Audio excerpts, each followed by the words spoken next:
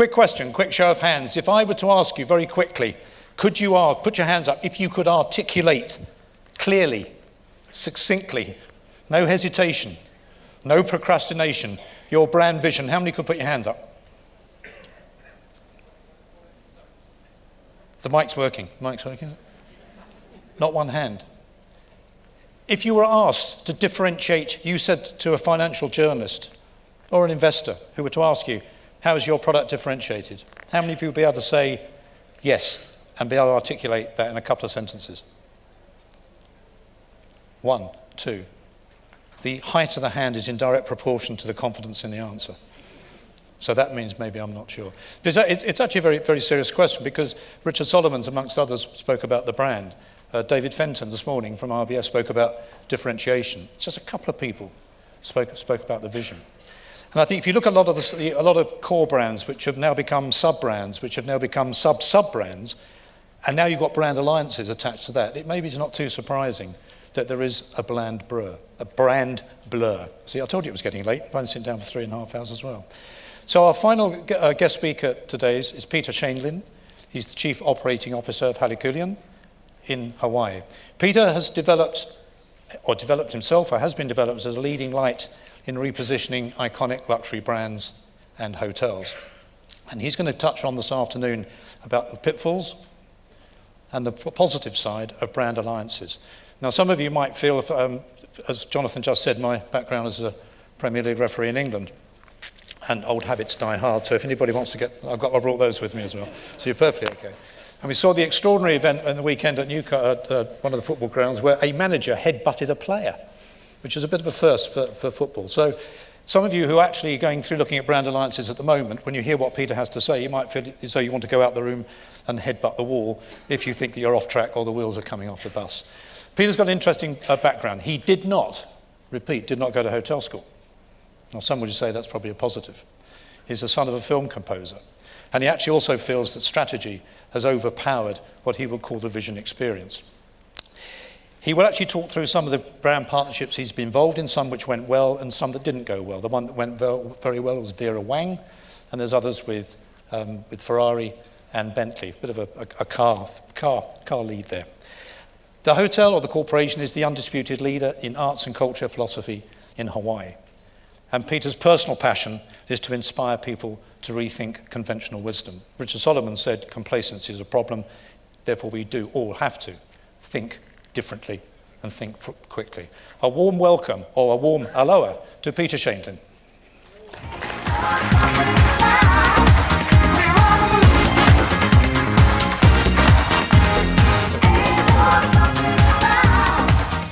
Good afternoon. First of all, the last thing I wanted to do today is to be standing between hundreds of people and cocktails. I'm the last threshold for you to overcome. So in that state of mind, I'm going to move things along and move in a bit of a brisk pace. If you are an organized, sequential, methodical, thoughtful person, I'm going to lose you in a short period of time. But my real idea today is to take a bunch of thoughts and take that proverbial puzzle that you're working on for a long time on a table and toss it right up in the air and let all of the pieces fly and land all over the table and the floor, and ask you, after hearing what we have to say, is to consider how you would reconstruct that and perhaps take a slightly different point of view. So again, we'll move along. My plan is to work within about 18 to 22 minutes. We'll go a little bit TED Talk style and move quickly. I'll share some various ideas with you.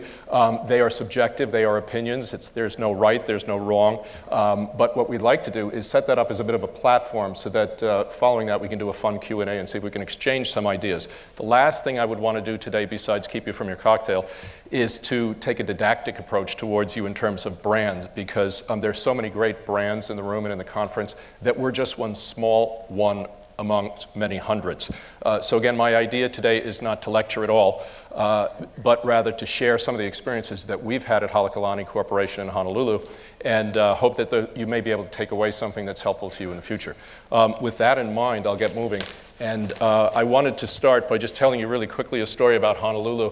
In these jobs that we work, you want a quiet place that you can go out and eat and escape and get away from things and sit in a corner and have some good food. So one of the restaurants I like to go to in Honolulu is called SALT.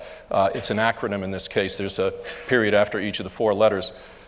I'm not sure what the acronym is for, but the reason I'm bringing that up is because when we talk about brand alliances or partnerships, first let's talk about singular brands, about our own, and can we stand on our own?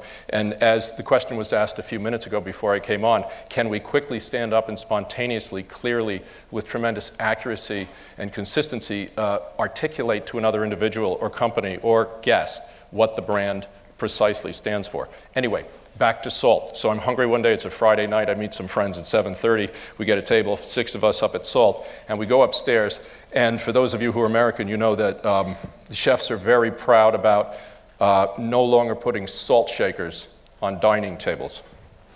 Now, I couldn't possibly be the only one in the room who likes salt on my food. I love salt. I like sodium. I have low blood pressure. I cycle a lot. I need potassium. I like salted food. Typically, I find restaurants are slightly underseasoned, which is fine. I asked the waiter, could you just bring me a little bit of salt?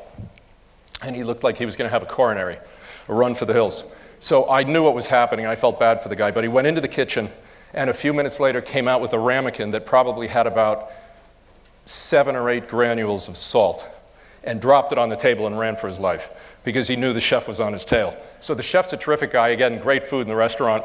Go there all the time. And the chef later came out to make the rounds of the table, and while he was doing so, he eventually got to our table, and he gave me the perfunctory explanation as to why, in today's world of fine cuisine and ingenious chefs, it's no longer appropriate or necessary to place salt on the table. And he explained that to me in a very gracious way. And I felt for him. I mean, he really believed in what he was saying. And again, remember, his restaurant, the brand is SALT. But apparently you can't get any in this restaurant. So the end of the story is that I listened to his explanation, then he looked to me to see what my reaction would be. And I ended the conversation rhetorically by asking him, then why do you still let the waiters use a pepper mill with impunity? So with that in mind, let's think carefully about our own brand before we jump in bed with somebody else. But let's look at both scenarios. So first of all, Gene Cernan, they call them moonwalkers today, no longer astronauts, they're moonwalkers. But he was the last man to walk on the moon, Apollo 17, many years ago. And he did come and became a repeat guest at Halekulani. And what I shared with you is something that he had in the book I came across recently, which was very fulfilling to us in terms of our brand promise. And it's maybe difficult for you to read, but what he wrote was really delightful because he said, I thought I'd already been to heaven until I came to Halekulani. Thank you for your gracious hospitality. And it just so happens that gracious hospitality is one of the 4 brand pillars of what we call our brand architecture. So we have a clear idea of what the brand stands for. Halekulani itself is a Hawaiian word. It's a combined word which means our house befitting heaven. So it was really wonderful that he said he thought he'd been to heaven until he came to the hotel. So this is his 30,000-foot view of brands. And the question becomes, why did he come here? And what was interesting to us was that he was able to clearly experience what our goal was to articulate with our own brand. The years went by, and then brand partnerships became the thing to do. Let's talk about the word that Mr. Solomons used earlier, which is this thing, differentiation. And I put it here, bolding the word different, because at least in English, it is etymologically derivative of itself. It's being different. And as Porter says here, the essence of strategy is choosing to perform activities differently than rivals do. Differently than rivals do. And we'll come back to this again in the presentation. The reason I'm talking about all this before we go into the bulk of the presentation is because we want to keep in mind that we are already brands, and that before we jump into a brand partnership, there may be wonderful upside, but shouldn't there be some basis upon which we do that? And further, we've got investors in the audience who ask operators, that sounds really sexy, is there any return? And specifically what it might be. So today I'm going to just touch on 7 quick subjects.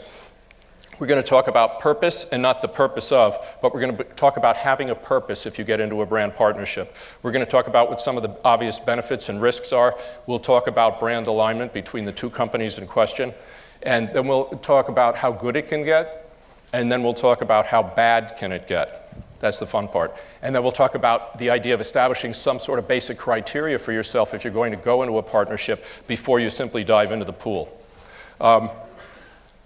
In general, for me, business-wise, it fascinates me in the hotel business industry how quickly we get caught in the race to the same place. Somebody starts doing something, it works, and then in a reactive posture, we start imitating them.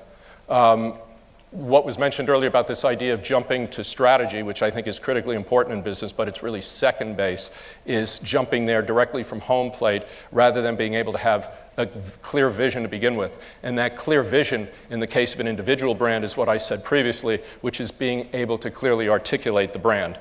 And this is what happens when we get caught sometimes in a race to the same place. I use these pictures because they're fun, and I'm lazy, and it's about cycling, which I mentioned I do all the time. So this is the pile-up. And what happens is we all, as hotel companies, get caught in a race to the same place because somebody did it and it works.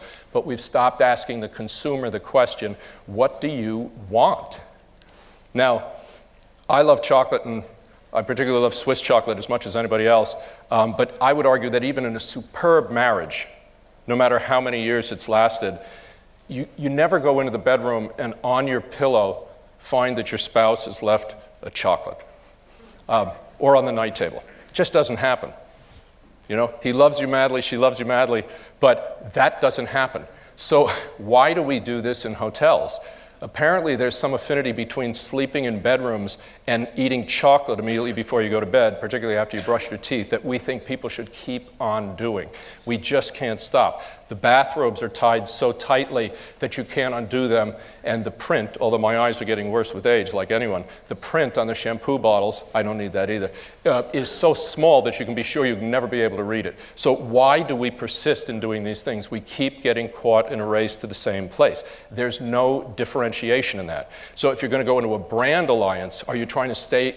Are you not also trying to get in a race to the same place because everybody else is doing alliances? So it's kind of an explosion, but really an implosion of sorts. And then what happens is 6 or 8 years later, we're all sitting in a meeting like this saying to each other, yeah, remember when we all used to put the chocolate on the blah, blah, and then we're all doing something different. And soon, I argue to you that it will be, remember when we all got iPads because iPads came out?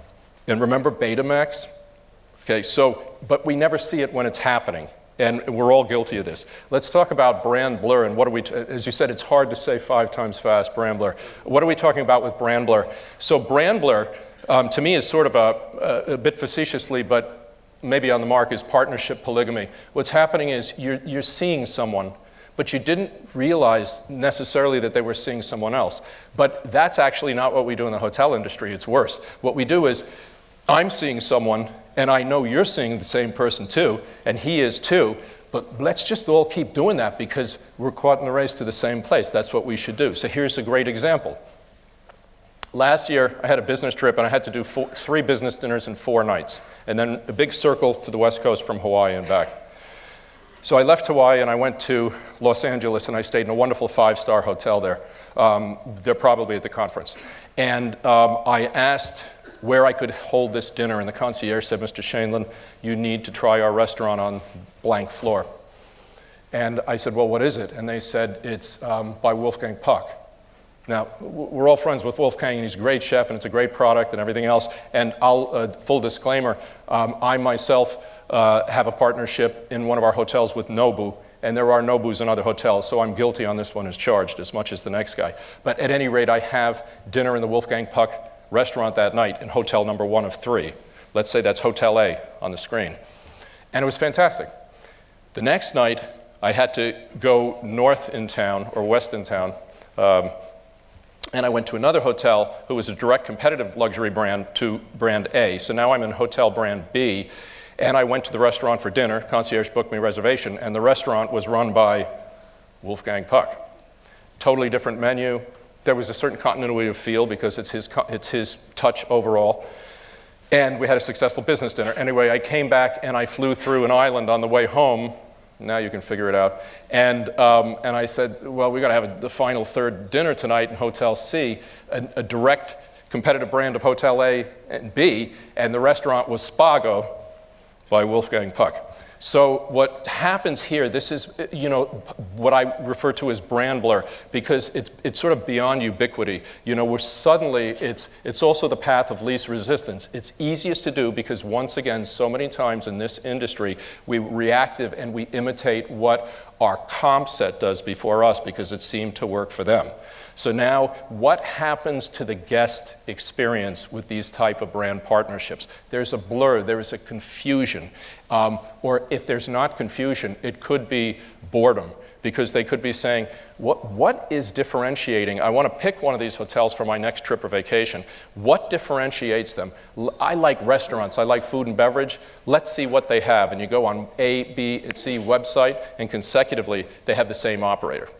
Now, you could argue to me, and we can do that in a Q&A if you want later, that that's okay because in the end, people like brands that they're comfortable with. People go to Starbucks and they like the fact that no matter where you go in the world, if you go into a Starbucks, you generally understand what you're going to get. But there are a lot of people surrounded by this kind of hyper-homogeny of commercialization in product where they're saying, I want something distinct, unique, and bespoke when I travel, and this isn't giving me what I want.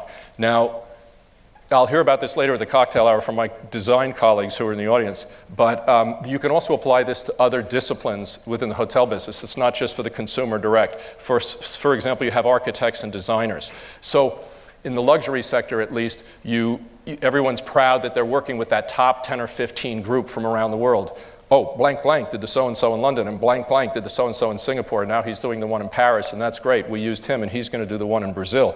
And so the guest goes into hotel rooms, and at least I can tell you in the luxury sector, it's a brand blur. If the argument being, theoretically, if I took you into one of these hotel rooms, no matter how good they are, and I blindfold you when I bring you in, and I take out any and everything in the hotel rooms that is logoed, that is branded, visually branded, including anything on the TV screen, and then I take the blindfold off, I'll give you 5 seconds to tell me what brand hotel you're staying in. And it's going to be hard, I would argue that. So this is what happens. Without the logo, who am I? What brand am I? So actually, I'm sort of a compulsive, obsessive person, so at some point I started looking at pictures of all these brands. And there's a Halakalani picture in here too, so I can defend myself in advance. And I started saying, oh no, but it's not total brand blur. There are two groups of luxury hotels in terms of aesthetic design. They're the ones on the left, which I call the gold, creams, and whites. And they're the ones on the right, which I call the sharp Asian, linear, dark wood, LED lighting. Okay, and everybody seems to be falling into these two camps. It's very rare that you don't see that. So again, there's this homogenization of design because companies with wherewithal hire the best people, so we all start hiring the best people. So for example, Rockwell Group in New York, one of the great architects in the world, and who did a wonderful job for us in Nobu, Waikiki, recently did the Andaz in Maui. And one of the guests in Nobu, Waikiki said to me the other night, I really like this restaurant. I can't figure out what it is, but it just gives me that same comfort feel I have whenever I go to the new hotel, the Andaz in Maui. And both did a really great job. It's totally successful. But how do you differentiate? Now, it's going to take the hotelier and the investor with a great eye who can sit a design firm down and give them the guidance they deserve to create a differentiated, unique product. But it would be silly to suggest that everyone in the room has the equal natural propensity for design. But we're all investors. So let's shift gears for a minute. This is not my uncle. It's Pablo Picasso. I wish it was my uncle. I wish he was my uncle. I'm shifting gears here because I want to get out of the hotel mindset with you for a minute. And let's, I don't know, for me, art's at least as fun as hotels, right? So let's look at this from a different perspective. And I hate to use the word, but a different industry. Okay, if anybody in the world ever differentiated to an extreme degree From the rest of us, it was Pablo Picasso, and he did it successfully many times over. Now, you look into his eyes like he's looking at you and think, what is going on in this guy's mind? Although given it's cocktail hour and it's Pablo Picasso, we can imagine what was going on in his mind. It wasn't actually about art. But again, if we come back here and he saw something like this, he'd say, forget about it. So here's what he did. If you look at the Renoir on the left, which is a portrait of a woman sitting in 1876, it was not conventional for the period. It was actually somewhat progressive and very lovely.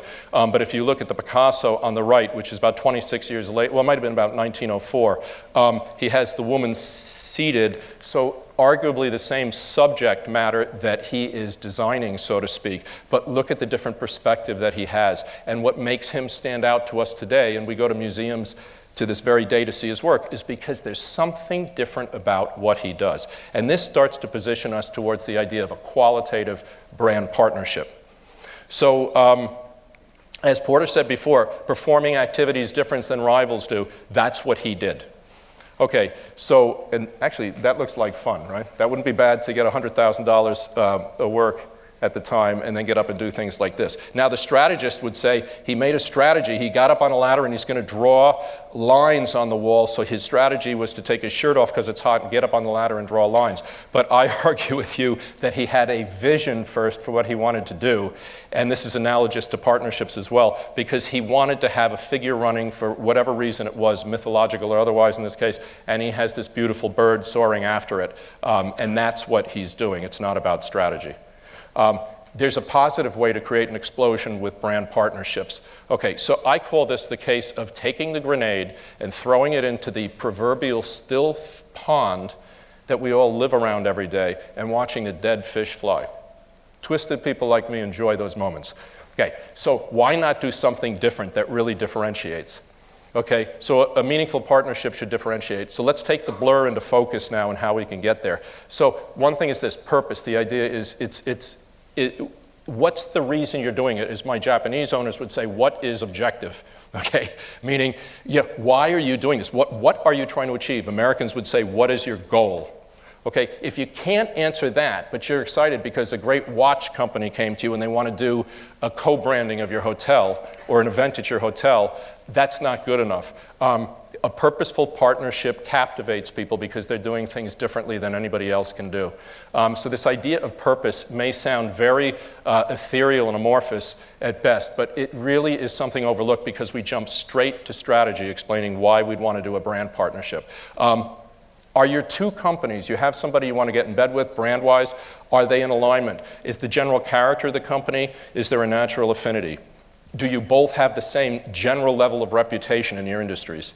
What does quality mean to you versus what it means to them? What about company cultures? Do you operate, how do you treat your people? How do you communicate internally and externally? What are those company values? Is there any natural affinity and alignment between the two? What are their goals in getting into a brand partnership with you? And then what are their priorities versus yours? Because I can tell you if these are generally out of skew, you're in for trouble. Well, at the end of the day, what I found is whoever leads each company, that chemistry and relationship becomes the most important thing, the two bosses involved. Risks are obvious, but just to get some things in paper here, brand dilution. You can easily accidentally dilute what was already fine. What I said at the beginning was Halakalani was fine for Gene Cernan. If I'm going to do a partnership, I ask myself, what would a guy like that think that now I go and now I combine my business with brand X or brand Y? Brand denigration. If something goes wrong on the other side, you can't control their company. If they get into trouble, it has nothing to do with your partnership with them. People are going to say to you, you got a partnership with company X? Because I just read about them in the paper. Boy, that guy went to jail. Now, how are you going to manage that? Confusion, I already talked about it. Does it create a blur that confuses you or not? Or crystallizes focus? Lost investment. People want to know, investors, what's in this for us? We're giving you money for something we already have a brand. Why are you doing this? What am I going to get back? Uncharted territory, insolvency. The other company can go bust. Are you protected legally? Changing agendas of companies and shifting markets. So all these things may seem somewhat obvious, but I think it's good to catalog them and consider them in terms of going forward with brand partnerships. Benefits. This is the easy part. You know, you can become more competitive. You can gain brand mind share locally and internationally. You can increase, theoretically, your operating income. You can share data. We're going to come back to that and show what goes wrong when you share data between the two companies. You take down your firewalls, and you can get to new markets, and hopefully you achieve profitability. So collectively, I put these together into what I call partnership criteria. You can write your own list. There's nothing sacrosanct about this, but it's a starting point and somewhat generic. The biggest thing, with differentiation you create relevance. Is there some way that this tunes your brand into a consumer that it doesn't have the focus of today? Can you increase brand exposure through this partnership you're about to do? Is it media worthy? That's a double-edged sword. Be very careful. As I mentioned before, if something goes wrong, and we'll look in a case study in a moment, media worthy can be the worst thing that happens to you. Cross-utilizes consumer databases. We'll come back to that. Leverages partner resources. Market reach, revenue and profits. Can it position you as a trendsetter? Can you broaden your consumer base? Can you create new product offerings? And can you increase your competitiveness? Investors will want to know, how good can this get if we do this? And you know, in our case with the Vera Wang suite mentioned earlier, fortunately this was a good one for us, and we never thought it was anything pioneering. We just thought that we had this presidential suite, and the one thing all presidential suites have in common is no president's ever stayed in any one of them. So, and they're all comped for CEOs of groups, right, in the banquet hall. So I came there 10 years ago, saw they were doing this, and I said, stop, I can't bear it, it's so boring. Another presidential suite, don't do that to the hotel world, not one more. So we said, we were watching the movie Top Hat with Fred Astaire and said, why don't we bring back the bridal suite? So we thought there's no other choice but Vera Wang, and we went to Vera and we met with her the next day in New York. But the long story short is that she said, that's not broad enough. Do it sort of romance modern, she used the expression. So it really worked. You know, years later, 6 years later, that suite had over $100 million in media value, media valuation. Arguably, I cannot find any, I'm proud to say, humbly so, I cannot find another hotel suite anywhere ever that has that number. And I'd love to see if somebody does. It's not the most expensive one ever. We spent $2 million on it. It's not the biggest one. It's 2,400 square feet. But something resonated. It had differentiation and relevance. But let's get to the fun part, which is how bad it can get. Okay, before we do, just to show you quickly, we took our criteria, and if I scored ourselves, we didn't get it all, but we got about 91% right, and that was enough to have a hit. How bad can it get? Okay, case study. Okay. Given what's going on in the news, I'm not going to make any military jokes, but it would be easy to do. Remember this one? That's Target on the right. This is still happening. Okay, this just happened in the last 30 months, okay? And what happened here? What were people thinking when they got into bed together on this deal? Now, given that it's easy to criticize, but let's seriously try and learn something from this. Okay, and here's the news. Epic retail fail. Where did it go wrong? And if you look at the top line of the text, too weird, too pretentious, too expensive, too out of step with today's arbiters of what they deem to be cool. It's a matter of opinion, but at the end of the day, it didn't resonate. It wasn't relevant. Okay, if you look at their criteria page, okay, be careful. It sure did increase their brand exposure. We're talking about them both today. I don't think they'd enjoy being part of the conversation. Media worthy, horribly media worthy. Okay, worst thing that ever happened to them. They're still talking about it. And when you talk about broadening consumer base, it sure did. It got everybody in Target running over to Neiman Marcus to look for a 30% closeout deal. So they scored 50% at best, if I'm generous, in terms of the same criteria in this case, just to make an apples-to-apple case. But it gets better. Okay, let's share our database. I want all your customers, and I'll show you yours if you show me mine. Forgive the expression. And they did. And here's the news. This is 1 week ago. Okay? Any CEOs in here want to testify on data breaches? I don't think so, neither do I. So what can we learn from this? Okay, be careful about who you disrobe to, okay, because there's no turning back.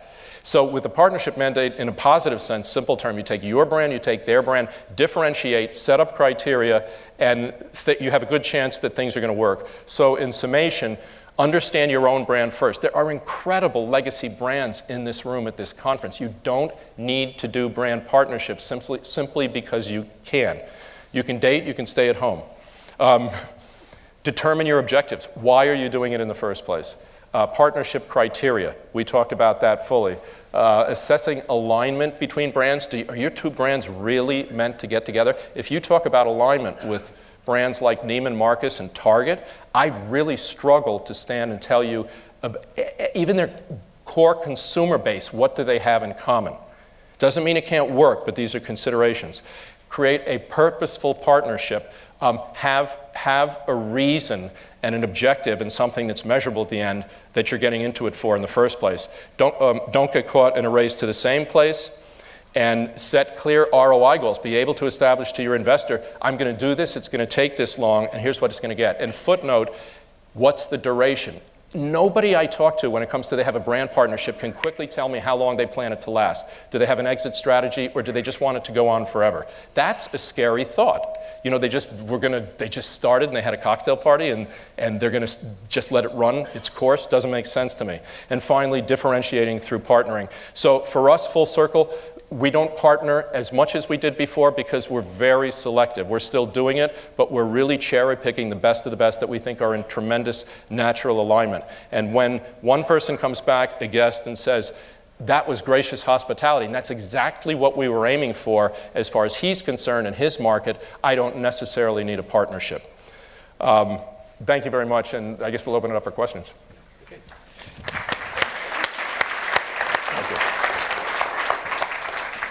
Okay, Peter's walked through that quite quickly, but there's a lot of information in there. Is anybody actually involved in putting a brand alliance together at the moment? Halfway through, 10% of the way through? Or having seen that, you've decided not to put your hand up and you're going to go out and headbang against the wall? Any questions? Peter, I think in terms of, you mentioned about purpose, and I think Peter Drucker said a strategy without a purpose isn't actually a strategy. So what are the sorts, I know you've that list there, it's not like you ask people what makes a good presentation, and they'll give you all the right answers, and yet they still do a lousy presentation. So if all those questions there, what would be the key questions they should be asking internally before they even get out talking to anybody? What are the key questions they should ask themselves? Right, so I think the prelude to the key questions, first of all, is recognizing that it's fun and sexy and not that hard to come up with partnership ideas. So the first key questions to each other would be along the criteria list. Why, number one, it's not, the partnership is the what. The why is, why are we doing this? And if they can't come up with a valid reason that supports their core business and the mission of the corporation to begin with, then right there it should go off the table. They should also ask themselves if what their clientele is going to perceive this to be, and what they're going to say if they're asked why they're doing it in the first place. Okay. Within a company, I mean, this may be a little bit of a left field question, but is there the right group of people to bring it together? I mean, is it the marketing people? Is it the finance people? Or is it really a representative to get a perspective of thoughts? I mean, who tends to make the decisions on brand? Well, I think that comes down to an individual company case of where the vision drives within the company. Some companies it's coming from the CEO, and some companies it's coming from the marketing director or the public relations director. So I think it has to drive from that side. I think marketing is the function that executes and expresses the partnership, but I think there has to be someone in the company who's responsible for the vision of the company, and this becomes one of their responsibilities. Is the decisions that are made, would you say that the decisions are made with style exceeds substance? I'm glad you used that expression, because I use the expression style and substance all the time, that the way to work in our sector is a healthy general combination, very in balance between style and substance. Style involves the vision and the idea and the differentiation, and substance involves a back-of-house business plan that supports it with a solid foundation. I think, and I can remember, I did an MBA not so very long ago, and on the finance section, the professor said what percentage of M&As add real shareholder value. So we came up with all the sort of high figures, and he said 30% actually add value, 70% add or destroy value. So I think in terms of, it's the same criteria that probably destroys shareholder value. Is it the same wrong criteria that destroys brand alliances? I think the answer, I guess my answer would be that I think there's still valid reasons for doing the alliances, but you want to live in the 30 percentile. You know, what do the 30% have in common with each other? They're probably in good alignment, they're probably really strong long-term visions, and they probably very well supported by their ownership. Okay. An important question. I think Richard Solomon said about complacency is one of his things. Now, complacency could be just doing the same old, the same old.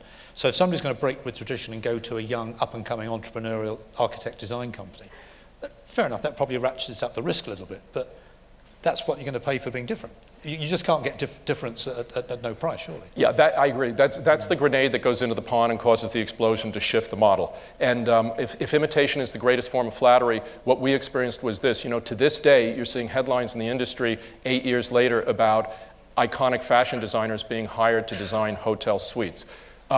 We're done, we've moved on, okay? People are still in this industry in a reactive sense, getting caught in a reactive posture, and it's not that they can't do a wonderful venture, it's not a valid enterprise, but it's not, as time goes on and the more that do it, the differentiation naturally diminishes. Okay. And one final question, we're out there, we've got lots of hotel alliances, hotel brands have come together on the basis of, well, there's 10 of us, we'll. Do you think they work? Do you think those hotel alliances work in the way that they're meant to work or not? I think that I don't feel eminently qualified to answer the question except to say that if the public, rather than becoming confused by the alliance, becomes more passionate about the combined product, then it's worthwhile. So I think there's some wonderful combinations. I do wonder over time, given the incredible birth rate of sub-brands now. It seems trendy right now, if you have a very strong core iconic brand, is make as many sub-brands as possible. And what they're doing is they're creating a sub-brand for each micro niche of the markets that they want, the sub-markets. But that was originally the mission of the core brand. And I'm not so sure that everyone's going onto the computer saying, hey, honey, we love to stay at the X hotel for the last 30 years, but but now we've got the nephews and the nieces with us, and here's a sub-brand that's for nephews, nieces, uncles, and aunts. I mean, this is reaching a little bit of a point that's probably going to overdo itself, and then there are going to be reconsolidations over the next 5 years or so. Okay. Final hand for any questions? Oh, right, two. Right. Microphone, a lady down the front. Somebody could accelerate, sprint, walk quickly. There we go, it's coming from you. Hi, Rathan. Hi, how are you? This is a very specific question, but I thought it would actually help some audience members. But you've done partnerships with Halakalani with luxury car companies, and I just wondered specifically what benefits there are to that and if there were any downfalls. Thank you. You know, there were some downfalls, but overall we won out. I mean, Bentley and Maserati, Lotus were fantastic, just really fantastic pedigree vehicles. And then we decided to push it further. Mentioned Ferrari briefly earlier. And what happened there is we said, what's the ultimate car here for you to be able to rent and stay in a suite? And we'd in fact include it in the suite rate, and it was Ferrari. And so we looked at that and we teased the waters with it, and we got a call from our partner with the dealership in the area after 2 weeks of this and said they've destroyed all the transmissions. Because if you've owned or driven a Ferrari or learned how to drive them, you can't just get in a Ferrari. The Ferrari drives you until you get mad and learn how to drive the Ferrari. And short of that, we destroyed the product. So live and learn. So it's like learning how to drive stick shift on a Ferrari. And something like that. It was a sexy idea. And the Lotus, by the way, at least of 3 years ago, had 5 different buttons you had to push at the same time to kick it in, and it was impossible to teach the guest how to use it. So those are some of the practical mistakes that we found. Our brand's about simplicity. That's complicated. There's not alignment there. There was another hand that went up. Hello, Dave Allen from London. You mentioned you did a deal with Nobu. What was your thinking rationale there, and why did that work, perhaps compared to, say, Wolfgang Puck and in the hotels you stayed in West Coast? Yeah, you know, thank you. Well, so Nobu in Hawaii, what's going on in LA and what's going on in New York and London and Paris and Tokyo, for example, in terms of cutting-edge food and beverage progression, Hawaii is at a much more relaxed, slower pace. So bringing a restaurant, bringing a Nobu now into certain major cities is exciting, but it's not mind-boggling news in terms of the product. People understand the brand, but to Hawaii, it was like a spaceship landed from Japan with this food that they'd never seen anything like it. And we have 60% of the island, ironically, with over 1 million people, Japanese nationals, but they had never seen something like this unless they were the 1% that travel a lot from Hawaii. So it was, the answer is, for the sub-market, it was extremely radically new and differentiated. And now it's 6 years later. It's doing very, very well. But if we had done it now, 6 years later, it would not have been the grenade in the pond that it was for us then.